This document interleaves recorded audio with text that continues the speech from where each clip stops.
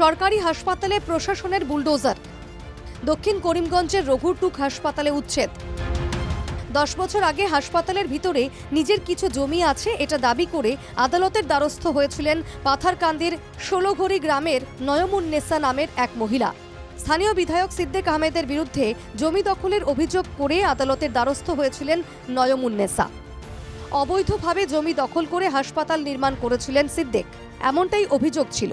3 সপ্তাহ আগে আদালতের রায়ও যায় সিদ্দিকের বিপক্ষে, জেতেন নয়মুন্নেসা। আদালতের রায় তার পক্ষে যাওয়ার পর হাসপাতাল ভাঙতে প্রশাসনের লোকজনের সঙ্গে উপস্থিত হন তিনিও, কিন্তু আগে থেকেই নিজের গুন্ডা বাহিনী নিয়ে হাসপাতালের উপস্থিত হন সিদ্দিক। হাসপাতাল ভাঙতে বাধা দেয় সিদ্দিকের গুন্ডা বাহিনী। সৃষ্টি হয় উত্তপ্ত পরিস্থিতির। শেষ পর্যন্ত খালি হাতেই ফিরে যেতে হয় প্রশাসনকে।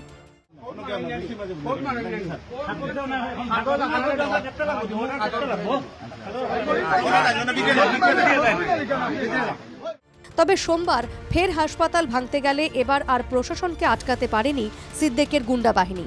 নিজের জায়গা ফিরে পান নয়মুন্নেসা। উল্লেখ্য, সোমবার যখন হাসপাতাল ভেঙে গুড়িয়ে দিচ্ছে প্রশাসনের বুলডোজার, তখনও ঘটনাস্থলে ছিলেন সিদ্দিক, কিন্তু শুধু দেখে যাওয়া ছাড়া আর কিছুই করার ছিল না তার।